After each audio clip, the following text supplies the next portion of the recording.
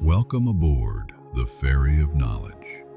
My name is Luca, and I'll be your captain tonight. As we begin our journey, find a comfortable position, somewhere you can rest, and allow the day to slowly loosen its hold. In a moment, we'll set sail together, leaving behind noise, distraction, and the weight of the waking world. Take a deep breath in through the nose and out through the mouth as the Ferry of Knowledge quietly departs.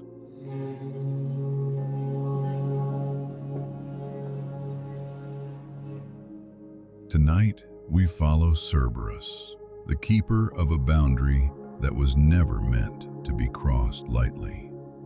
His story unfolds not through pursuit or destruction, but through stillness, loyalty, and duty carried without question. This is the story of the gate that holds and the guardian who never sleeps.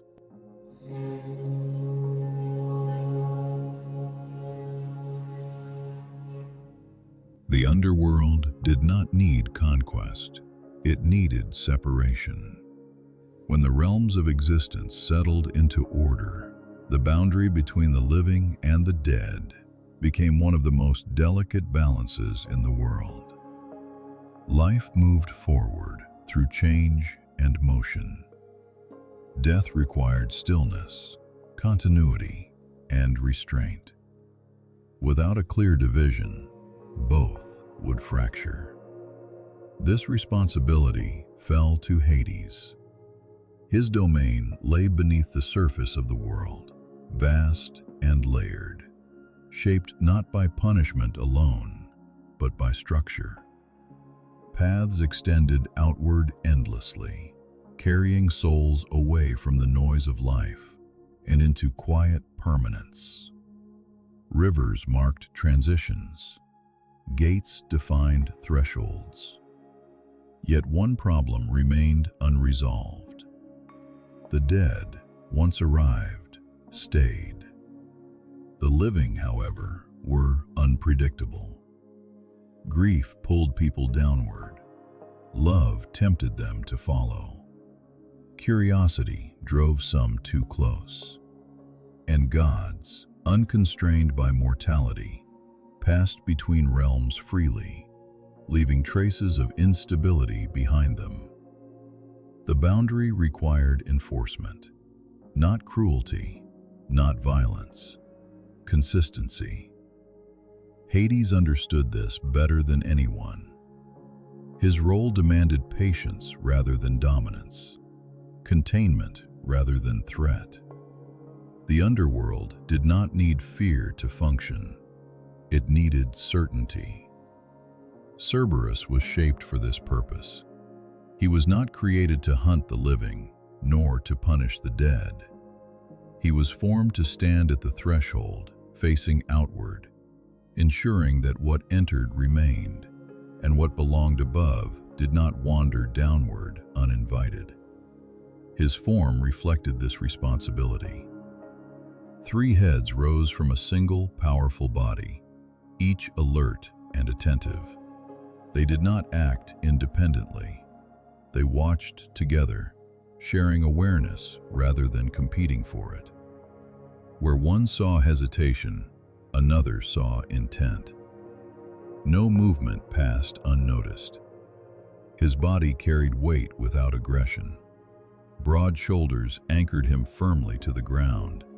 Thick limbs held him steady across stone, worn smooth by centuries of passage. His presence filled the gateway completely, leaving no space to slip past unnoticed. Around his neck coiled serpents, living extensions of vigilance rather than ornament. They shifted subtly, sensing movement, tasting the air, responding to changes too small for eyes to catch. Their presence reinforced what Cerberus embodied: awareness without distraction. He learned quickly. The dead approached without resistance. Their movement slowed naturally as they neared the gate, guided by exhaustion rather than force. Cerberus allowed them through without reaction, recognizing the quiet certainty that marked arrival. The living felt different. Heartbeat, warmth, restlessness. Cerberus sensed these immediately.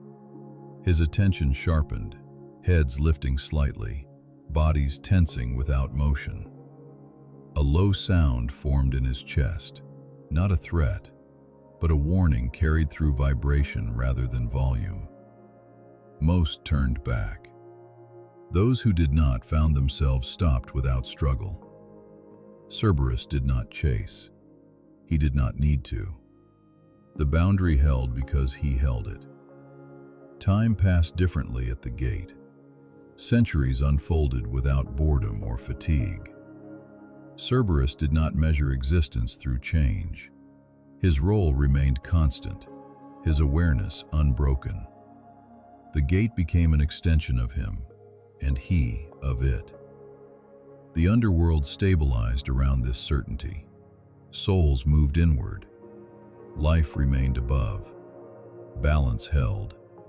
And Cerberus stood unmoving, facing the world of the living, not as a beast to be feared, but as the final certainty that some thresholds are not meant to be crossed twice.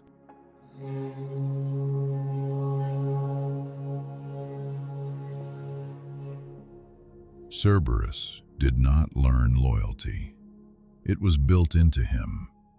From the moment he took his place at the gate, his awareness aligned itself with a single principle: maintain the boundary. Everything else arranged itself around that purpose. Hunger, rest, attention, all of it bent naturally toward the role he held. His three heads did not argue or compete. They functioned as one awareness, divided across angles. One watched the approach of new arrivals. Another tracked movement along the threshold itself.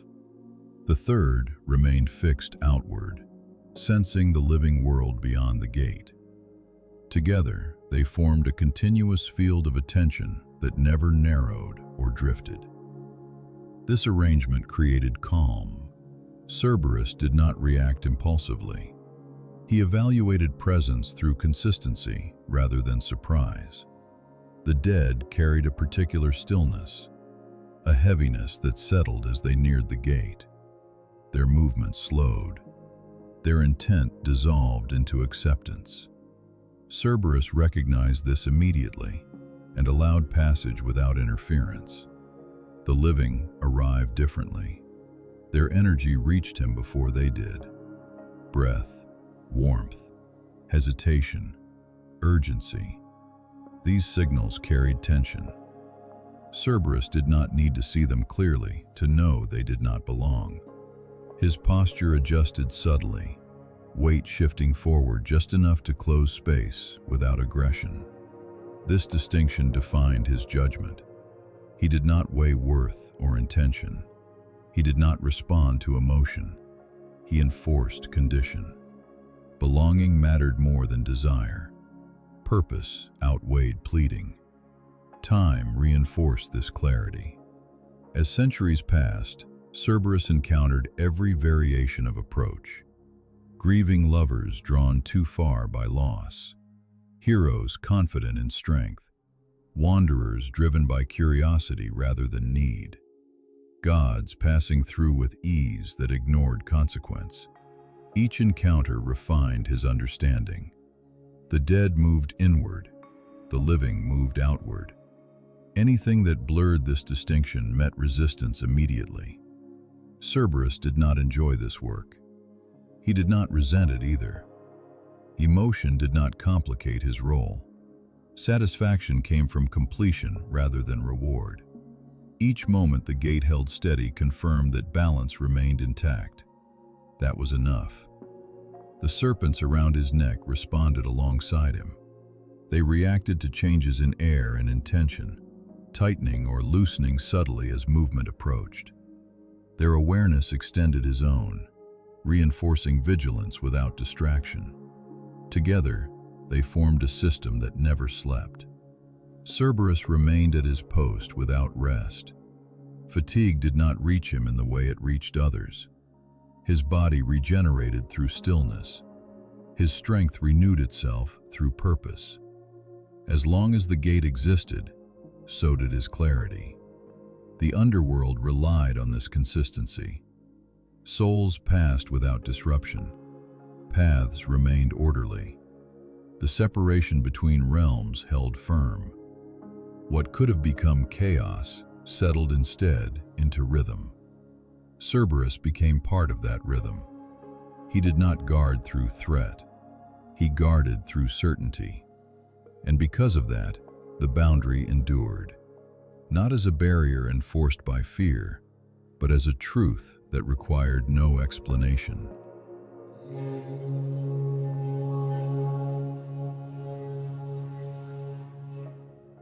Most living souls never reached the gate. They turned back long before Cerberus needed to move. The weight of the underworld pressed gently but firmly on those who did not belong, thinning resolve, slowing steps, encouraging retreat without confrontation. A few continued anyway. These were not wanderers or mourners pulled too far by grief. They arrived with intention, carrying purpose sharpened through preparation. Cerberus recognized the difference immediately. Their movement lacked hesitation. Their breath remained steady. Their presence carried resolve rather than confusion. He rose slightly when they approached, not as threat, as assessment. The first to stand before him in this way was Heracles. He did not rush the gate. He did not raise his weapon. He stopped at a distance and held still, allowing the underworld to press against him fully. His strength did not resist the weight. It accepted it, grounding itself into the stone beneath his feet. Cerberus studied him. 3 heads watched in silence, each reading a different layer of presence. One measured strength, immense, controlled, familiar. Another sensed mortality, undeniable, heavy, finite. The third registered authority, not dominance, but permission carried through lineage and intent. Heracles carried none of the frantic energy Cerberus had learned to refuse. He moved forward only when the moment allowed it. The encounter unfolded without chaos. Cerberus stepped forward, closing space deliberately. The serpents around his neck tightened, alert but calm.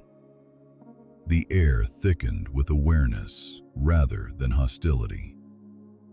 This was not a battle seeking outcome. It was an evaluation, testing condition. Heracles reached out with restraint. He did not strike. He did not provoke. He met weight with weight, strength with structure, grounding himself fully as Cerberus pressed against him. The struggle that followed carried no fury. It unfolded as pressure meeting resistance, each adjusting incrementally. Cerberus yielded when permission aligned, not because he was overcome, but because the condition had been met. Authority, mortality, and purpose intersected in precise balance. Heracles did not pass through by force. He passed through by fulfillment of requirement. The gate reopened behind him, once his task was complete. Cerberus resumed his place immediately, posture settling back into stillness. The boundary reasserted itself without disruption.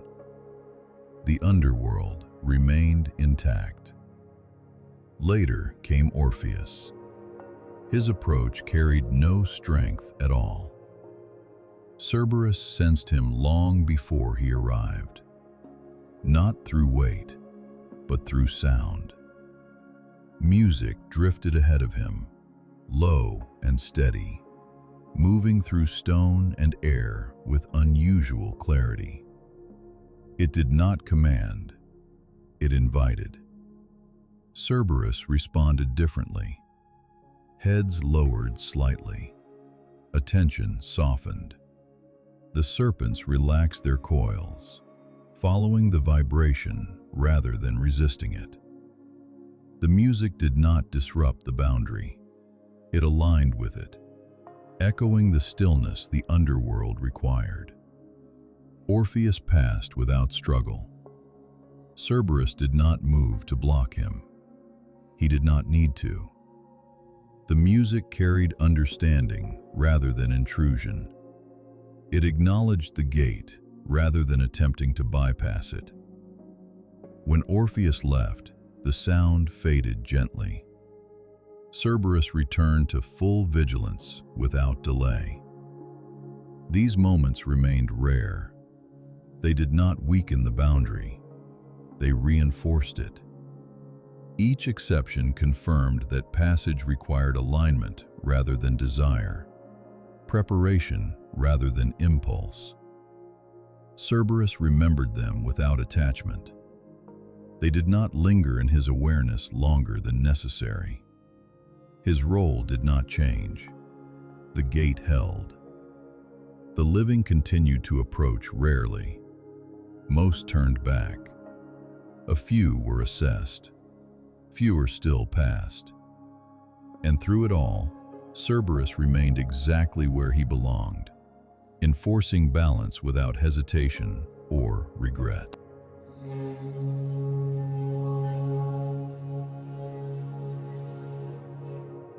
Cerberus understood mercy without learning it. It did not arrive as softness or hesitation. It existed as accuracy. Each response matched what stood before him, nothing more and nothing less. This precision allowed the boundary to remain firm without becoming cruel. He did not punish those who turned back. The underworld itself encouraged retreat through weight and stillness. Cerberus allowed this process to unfold naturally.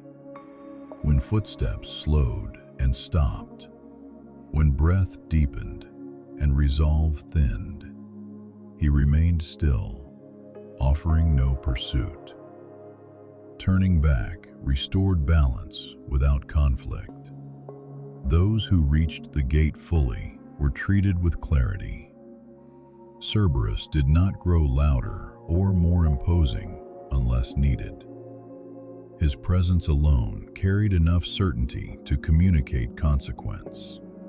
The living who sensed this often halted on their own, recognizing the limit without needing explanation.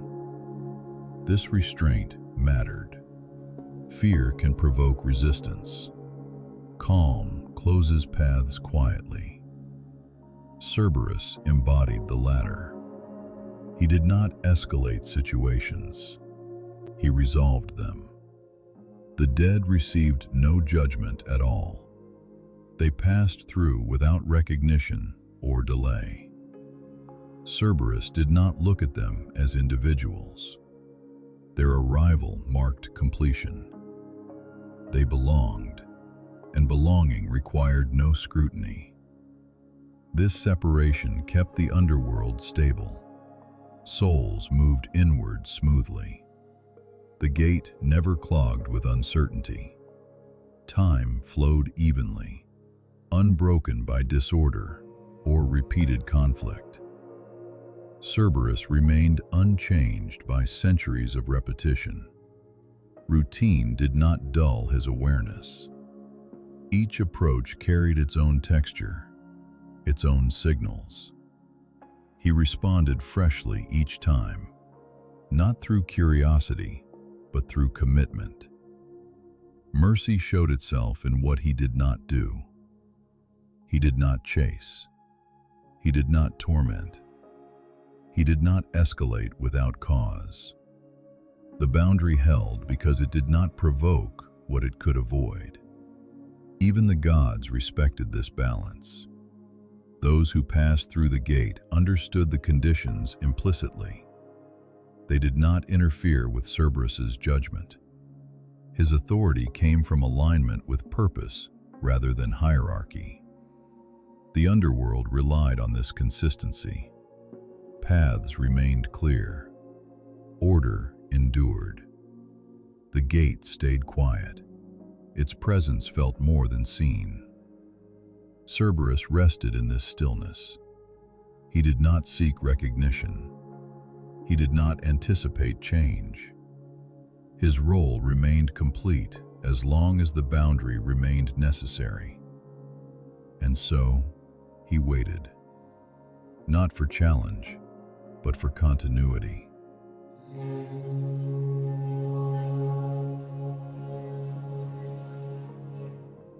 Time behaved differently at the gate. It did not pass in measured units or visible change. It did not erode or accumulate. It settled. Moments layered themselves gently, each one resting atop the last without pressure or urgency. Cerberus experienced this not as endlessness, but as continuity. Nothing decayed. Stone worn smooth by centuries of passage remained stable. The air held a constant weight, neither stale nor fresh. Sound traveled slowly, softening before it could echo. Even shadows behaved predictably, never stretching too far or collapsing entirely. Cerberus existed comfortably within this rhythm. He did not count time. He recognized sequence through pattern rather than duration. Each arrival, each retreat, each passing soul became part of a repeating structure that never demanded novelty to remain complete. Stillness renewed him. Where other beings required rest through sleep, Cerberus rested through constancy. Holding position restored his strength. Awareness sharpened through repetition rather than fatigue. The gate itself fed his endurance, anchoring him as securely as stone anchored the walls around him. This environment preserved clarity.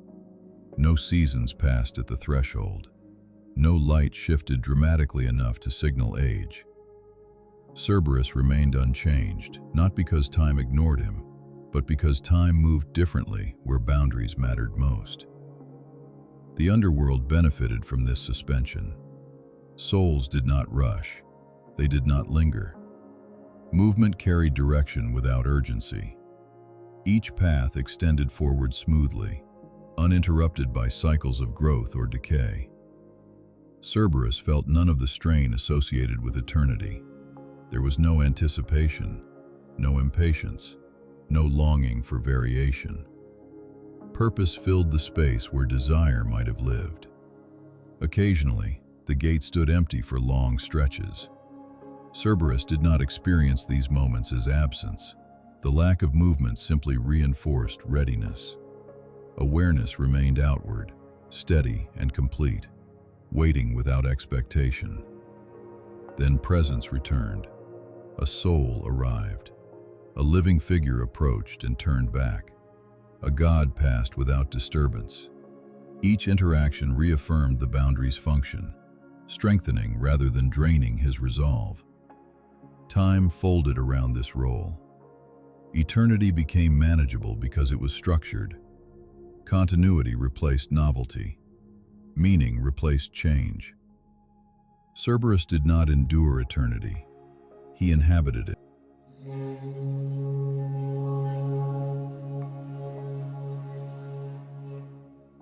The underworld adjusted itself to Cerberus.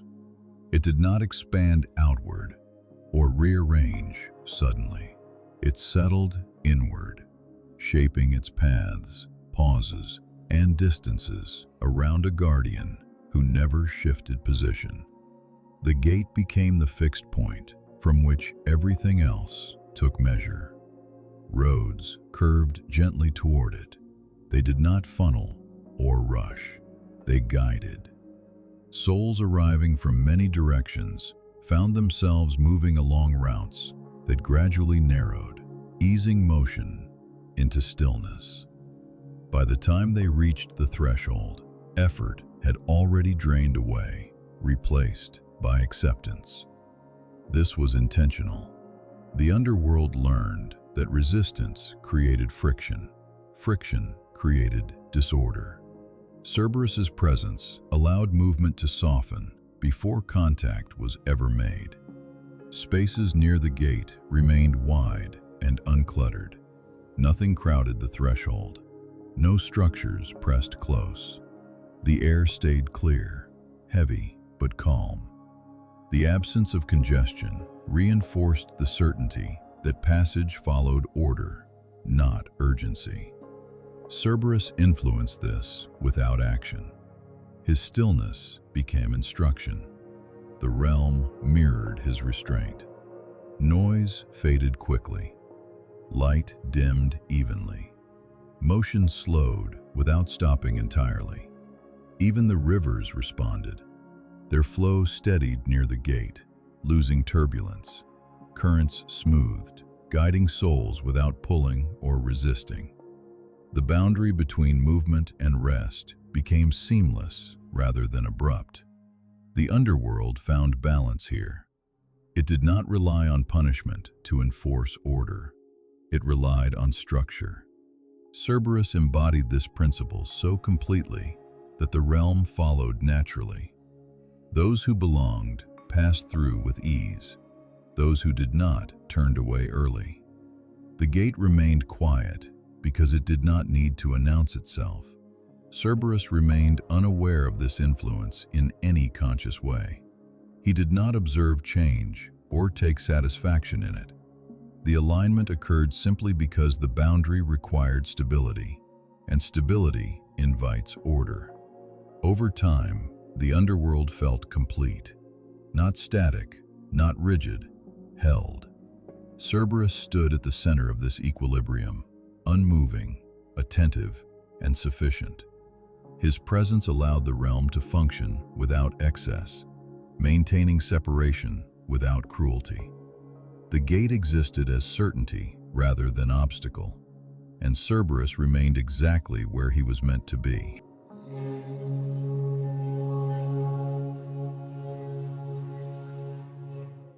Cerberus was always aware of the living world, not through longing and not through memory, but through contrast. The boundary allowed sensation to pass one way: warmth, vibration, breath, enough to distinguish life from stillness without inviting attachment. He sensed it constantly. Footsteps approached with irregular rhythm. Heartbeats carried urgency. Breath came shallow or fast, filled with effort.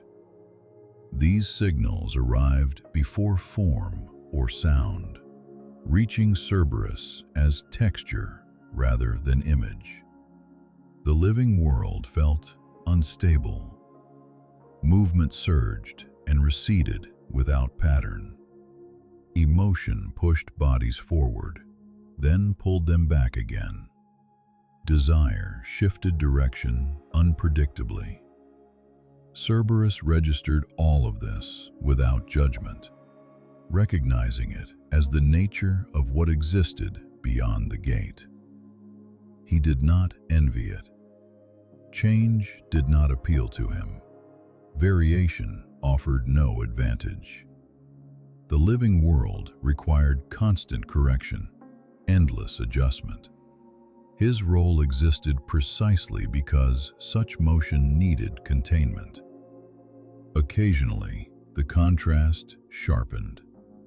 A living soul approached with grief so heavy it dragged at the boundary itself. Another came with ambition that refused to slow. Cerberus felt these clearly, yet they did not disturb his focus. He allowed the underworld's weight to respond naturally, thinning resolve without confrontation. The living always turned back eventually. Cerberus did not feel satisfaction in this. The retreat simply restored alignment. The boundary held, and equilibrium returned. He never wondered what lay beyond. Curiosity requires absence. Cerberus lacked nothing. His awareness filled the space entirely, leaving no room for desire to form. The gate provided purpose, structure, and clarity. Everything needed to sustain attention indefinitely. Even the rare figures who passed with permission did not awaken interest. Their movement beyond the gate did not create curiosity. It confirmed condition. They belonged temporarily, then they did not. Cerberus adjusted accordingly, without residue. The living world remained present without invitation. Cerberus sensed seasons through temperature shifts, storms through pressure changes, war through vibration carried deep into the ground. Life continued endlessly above, restless and loud, yet always held at the proper distance. He did not resent this separation. Distance preserved balance. His existence made the boundary reliable, allowing life and death to remain distinct without constant struggle. Cerberus remained facing outward, not watching with desire, not guarding with hostility, simply present, ensuring that the worlds on either side of him could continue as they were meant to, separate, stable, and complete.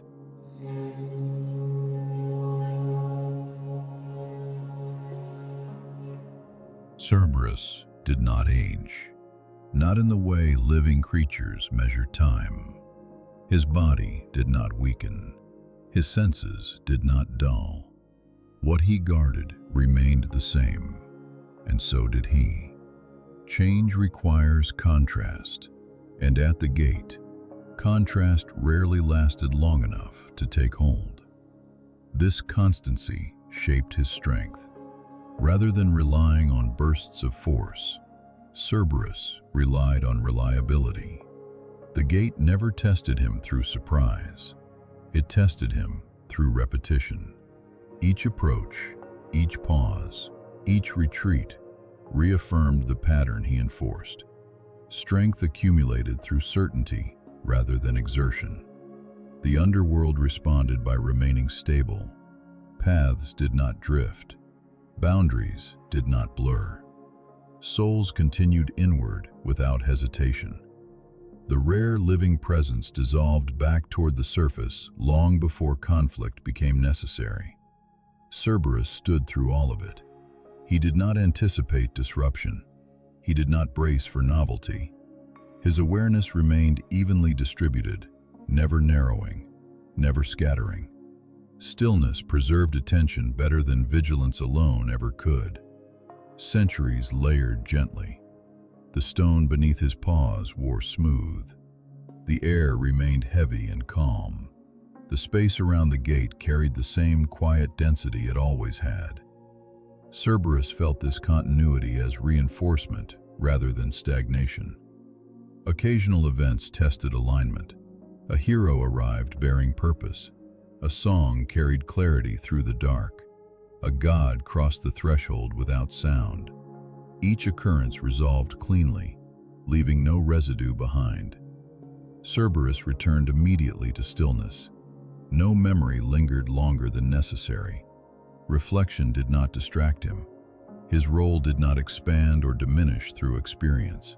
It remained complete. This steadiness made him indispensable. A boundary guarded through emotion would eventually fractured. A boundary guarded through habit would erode. Cerberus guarded through identity. He existed as the boundary rather than standing in front of it. The underworld trusted this completely. No adjustment was needed, no replacement considered. The gate held because its guardian required nothing beyond what already existed. Cerberus endured by remaining exactly as he was, and that endurance proved stronger than any act of force.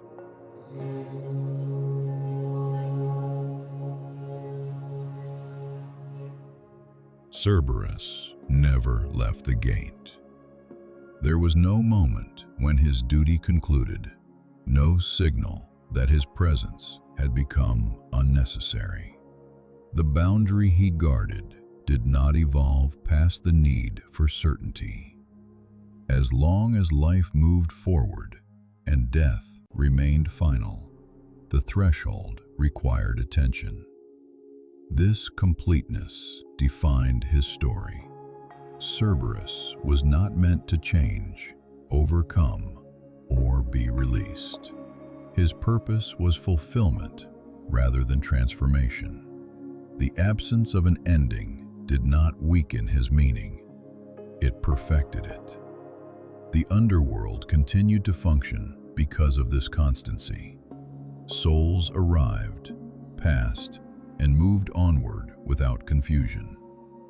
The living world remained intact above, free to churn and change without spilling downward unchecked.